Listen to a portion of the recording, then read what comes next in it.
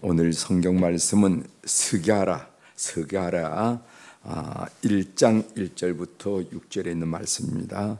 이제 로마서가 끝나고 스가랴인데, 이 스가랴는 구약 성경 1314면, 제가 가지고 있는 성경으로 1314면 학계 스가랴 이렇게 나가죠. 학계 스가랴에서 스가랴를 찾으시면 됩니다.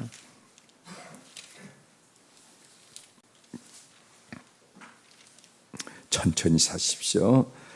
저 가진 성경으로는 1314면 스가랴 1장 1절부터 6절에 있는 말씀. 우리 연서 중에 스가랴는 우리가 참 이렇게 접근하기 어려운 책이죠. 학계 스가랴. 자, 찾으셨으면 1장 1절부터 제가 6절까지 읽어드리도록 하겠습니다.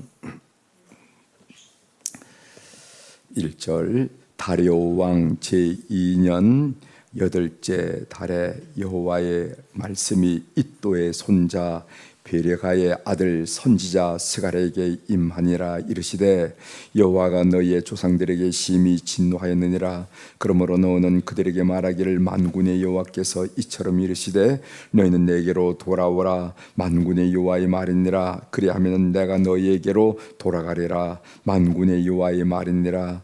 너희 조상들을 본받지 말라. 옛적 선자들이 그들에게 외쳐 이르되 만군의 여호와께서 이같이 말씀하시기를 너희가 악한 길 악한 행위를 떠나서 돌아오라 하셨다 하나 그들이 듣지 아니하고 내게 귀를 기울이지 아니하였느니라. 여호와의 말이니라. 너희 조상들이 어디 있느냐? 또 선자들이 영원히 살겠느냐? 내가 나의 종 선지자들에게 명령한 내 말과 내 법도들이 어찌 너희 조상들에게 임하지 아니하였느냐?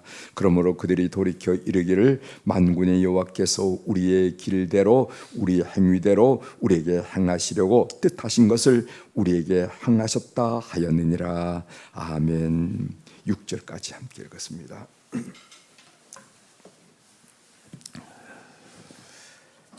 오늘 우리가 읽은 스가랴 1장 1절부터 6절에 있는 말씀을 중심으로 주제를 회개의 기회는 무한하지 않습니다. 이런 주제로 좀 말씀을 드리도록 하겠습니다. 회개의 기회는 나에게 무한하지 않다는 겁니다. 오늘 하지 못하면 내일 하지 내일 하지 못하면 다음에 하면 되죠. 이런 게 아니라는 거죠. 회개의 기회는 무한하지 않습니다. 한 얘기를 같이 좀 나누려고 합니다. 이런 이야기가 있어서 먼저 여러분들에게 말씀을 드리고 이야기를 시작할까 합니다. 전남 해남이죠.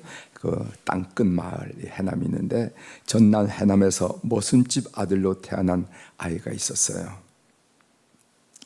가난한 가정 형편 때문에 초등학교를 졸업했지만은 중학교에 들어가지 못하고 모습인 아버지를 따라서 나무도 하고 풀을 베면서 가난한 살림을 도왔습니다. 그런데 시간이 지날수록 이 소년의 마음속에는 너무도 학교를 가고 싶었어요. 그래서 부잣집 아이들이 교복을 차려입고 학교 가는 것이 그렇게 부럽고, 나도 좀 학교 가고 싶다 하는 생각이, 그 열망이 너무도 컸다는 거죠. 소년은 엄마 따라 다닌 교회에 가서 학교에 가게 해달라고 기도하다가 하나님께 편지 한 장을 썼습니다. 하나님께 드린 편지지요. 하나님, 저는 공부를 하고 싶습니다. 저에게 공부할 길을 열어주세요. 그 길만 열린다면 제 생애를 바칠 테니 부디 하나님 응답해 주세요. 그리고 봉투 앞면에는 뭐라고 썼냐면은 하나님 정상서, 하나님께 보내는 편지니까 하나님 전상서. 그리고 뒷면에는 자기 이름을 써서 우체통에 넣었습니다. 이 소년이 쓴 편지를 발견한 집배우는 이 하나님 전상서니까 어디에 보내될지 모르잖아요, 그렇죠? 여러분 어디에 보내겠어요? 이거 어떻게 해야 되는가 하고 하다가 고민하다가 해남읍교회 목사님께 편지를 전달했습니다. 목사님, 이거 하나님 전상사라고 편지가 왔는데 제가 어디 갈 데가 없어가지고 목사님을 찾아서 드립니다. 당시 그 교회 이준복 목사님이라는 분이 목회를 하고 계신데, 이분은 농촌 계몽 활동을 하시던 분이셨는데, 이 소년의 편지를 읽고 큰 감동을 받고서 그를 불러서 교회에서 운영하는 보육원, 우리 교회도 저 평택에 성육 보육원을 운영하듯이 그때 보육원을 운영했는데, 그 보육원에 와서 살게 하면서 중학교에 보내줬습니다. 우리 보육원도 이제 고등학교를 끝나면은 이제 그 보육원을 퇴소를 해야 되는 것처럼 나는 아직까지 어리니까 와서 공부를 하라, 이렇게 해서 보육원에서 불러다가 공부를 시켰어요. 소년이 열심히 공부를 해서 중고등학교를 마치고 전남대 의대 입학을 했습니다. 의대를 졸업한 그는 마음속에 아프리카에서 병든 흑인을 무료로 치료해준 슈바이처 박사를 그리면서 그런 좋은 의사가 되려면은 슈바이처 박사처럼 먼저 신학을 공부해야 되겠다 하는 생각으로 한국신학대학에 입학을 했어요. 여러분, 슈바이처 박사가 신학 박사라는 것도 여러분 잘 아시죠? 그는 의사일 뿐만 아니라 신학 박사에서 그런 훌륭한 의사가 되려면은 신학을 공부해야 되겠다. 그래서 신학교를 졸업한 후에 고향에서 목회를 하다가 스위스 바젤 대학에, 스위스에 보면 바젤이라 하는 곳이 있는데 바젤 대학교 유학을 가게 되었고, 박사 학위를 받고 돌아와서 모교인 한신대 교수가 되었습니다. 이 소년이 나중에 한신대학교 제3대 총장을 역임한 오영석 박사 전 총장이었어요. 제가 이 이야기를 말씀드린 이유는, 간절함을 포기하지 않는 기도는 반드시 이루어 주신다 하는 것을 여러분들에게 예증으로 말씀을 드리고자 이 예를 들었습니다.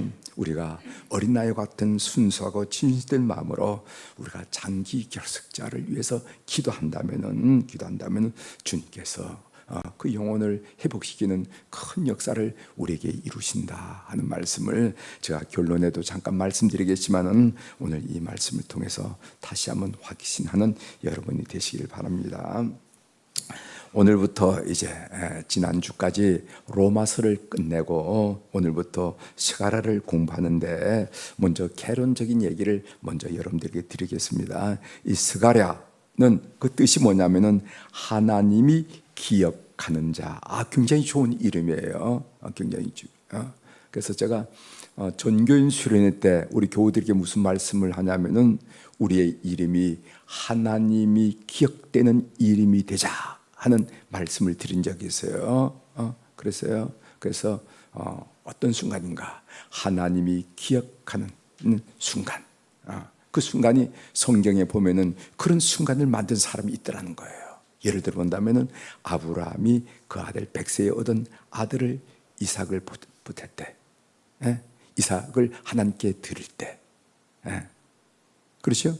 그리고 또 솔로몬이 1000번제를 드릴 때, 뭐 이런 때는 하나님이 저놈 봐라, 저 누구야? 그러니까 보통 사람이 하는 일이 아니라 적극적인 헌신과 희생을 다짐하면서 하나님만 붙든 사람들이 있더라는 거예요. 그런데 그 이름이 하나님이 기억하는 자, 그 이름이 스가랴라는 의미라는 겁니다.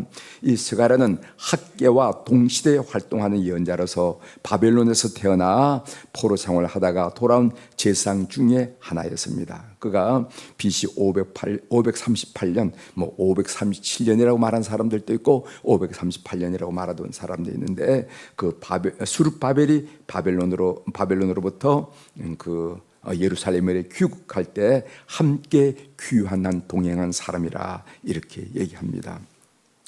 이스라엘 백성들이 바벨론에서 포로 생활했죠. 그래서 바벨론 유수라 이렇게 얘기하는데, 그 바벨론으로 갔던 그 이스라엘 백성들이 그 귀환, 자기 땅, 젖과 꿀이 흐르는 가나안 땅 또는 예루살렘에 귀환하는 것이 세 차례가 있어요. 세 차례. 한 번에 끝난 게 아니라 세 차례가 있었는데, 그 첫 번째가 뭐냐면은, 첫 번째가 BC 537년, 그러니까 그들이 남유다 왕국이 멸망한 지 한 50년, 50년쯤에 포로 귀환이 됐어요. 그때 그 1차 포로 귀환을 주도한 사람이 누구냐 하면은 바로 수룹바벨이라는 사람입니다.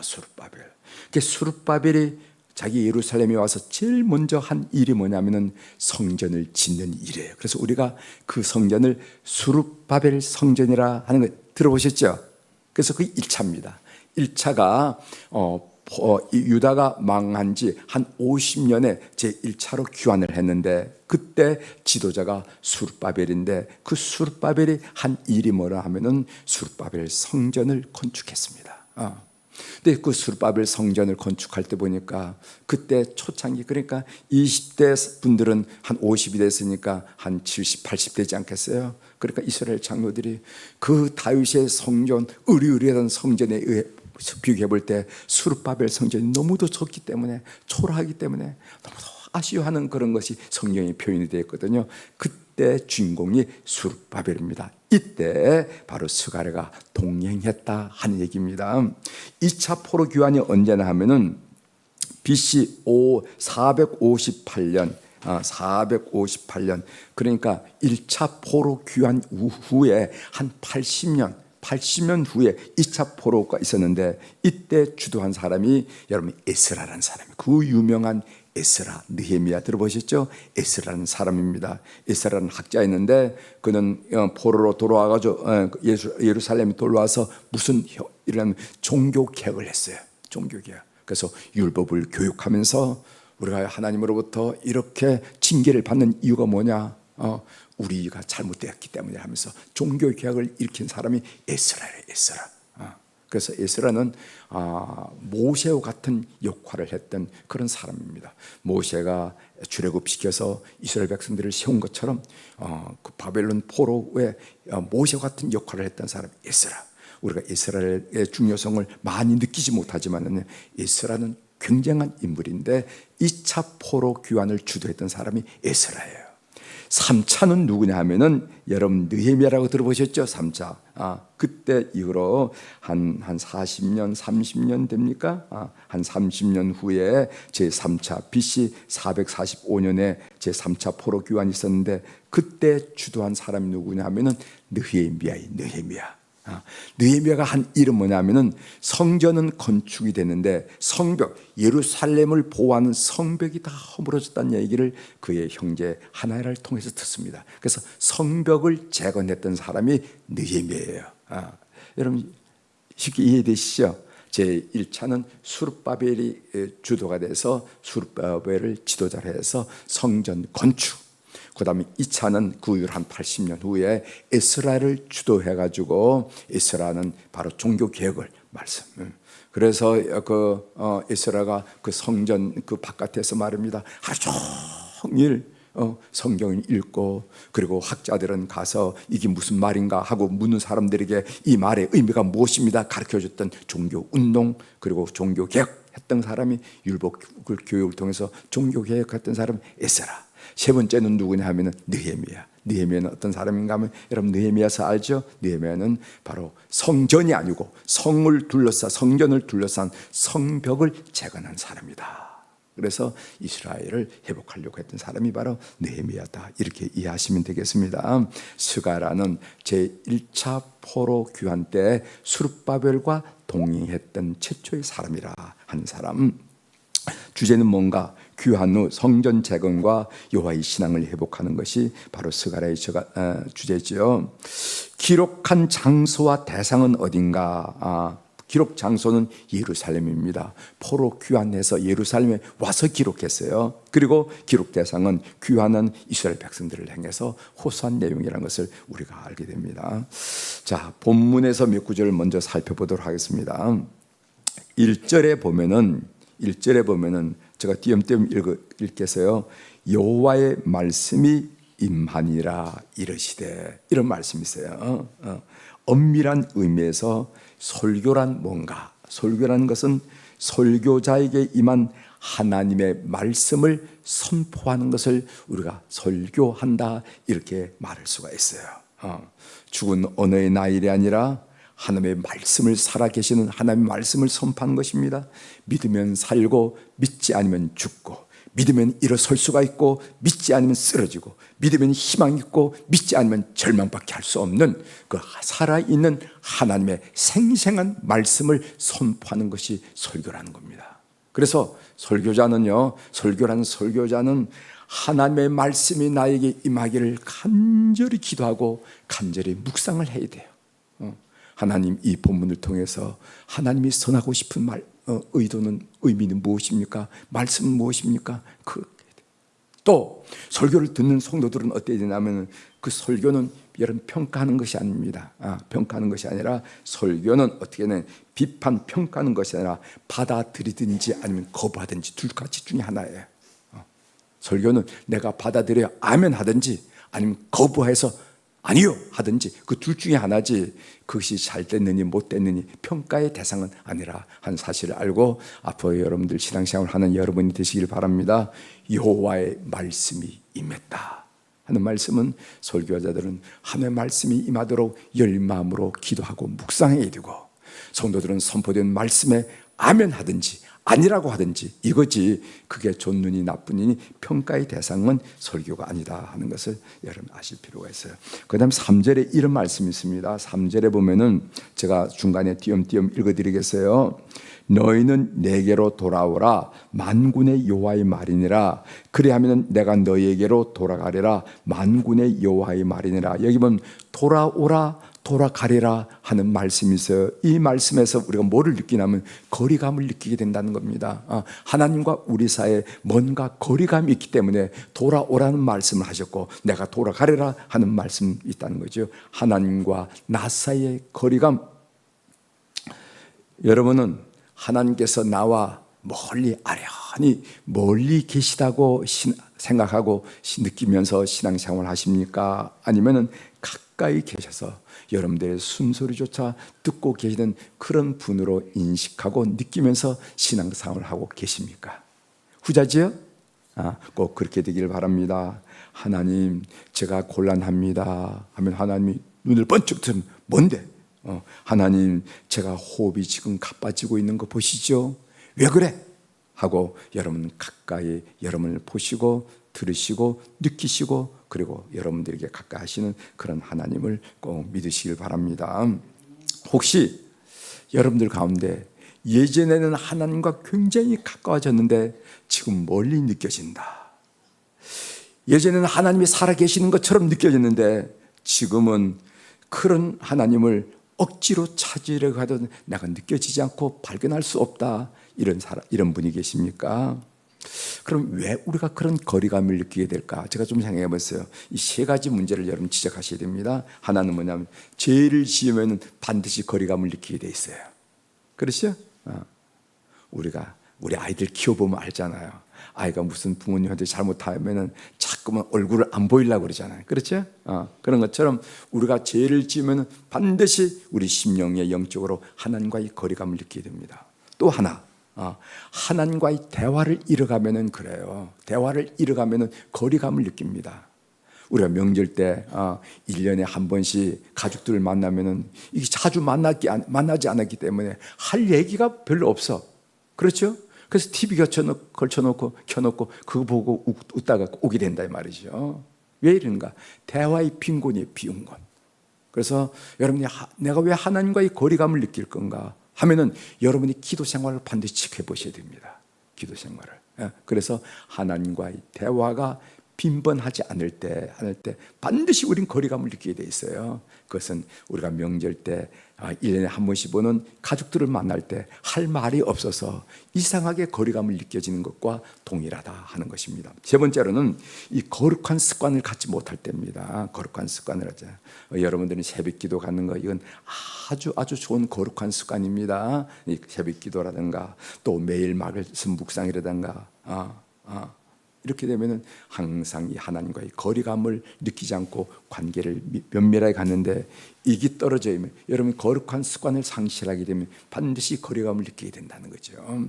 오늘 돌아오라, 돌아가라는 말이 아니라 항상 하나님과 동행하는 여러분이 꼭 되시기를 주의 이름으로 축원합니다. 자, 체크해 보실 것이 첫 번째는 뭐냐면, 혹시 내가 왜 거리감을 느낄까?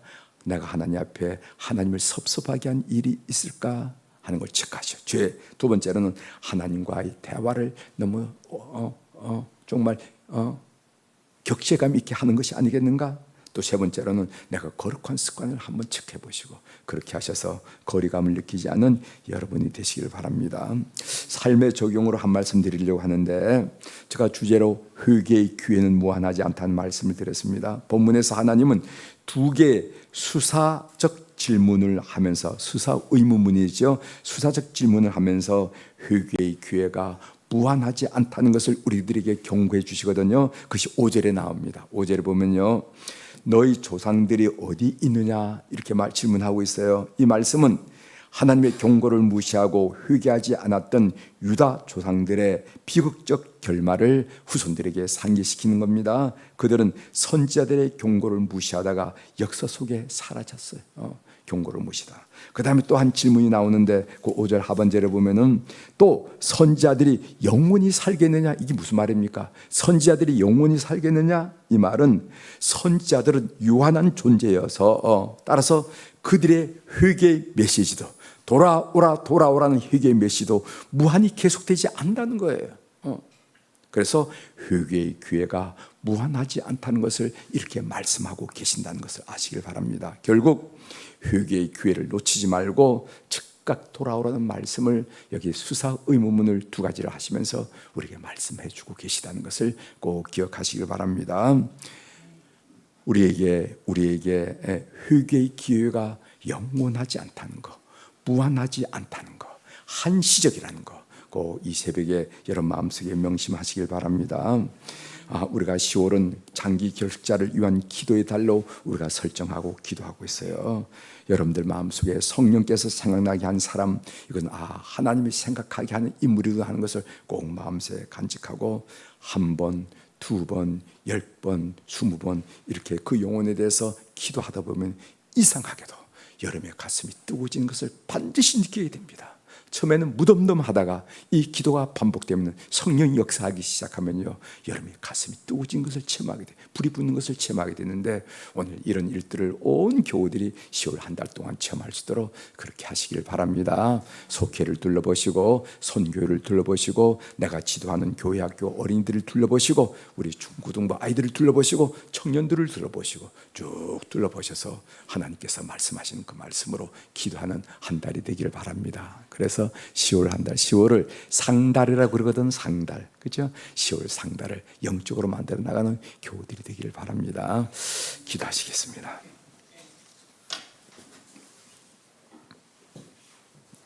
하나님 아버지, 저희들 로마서를 마치고 스가랴의 말씀을 우리가 묵상하면서 은혜 받을 수 있도록 도와주시오니 감사합니다.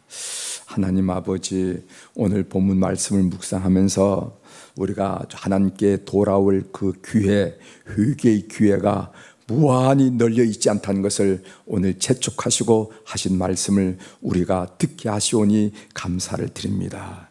예언자들이 영원히 살아있니? 이 말씀은 그들의 그 회개의 메시지, 회개를 촉구하는 메시지도 끝이 있다 하는 것을 우리들에게 말씀하셨는데 오늘 아버지 특별히 우리가 10월 달에는 장기 결석자들을 우리가 생각하면서 하나님 기도하는 특별한 상달로 여기고 기도하는 가운데 싸우니 하나님 교우들 마음속에 기도할 자를 생각나게 하시고 그렇게 기도할 때 역사하시는 그 하나님의 놀라운 역사를 우리가 가슴을 뜨겁게 체험할 수 있도록 은혜를 허락하여 주옵소서.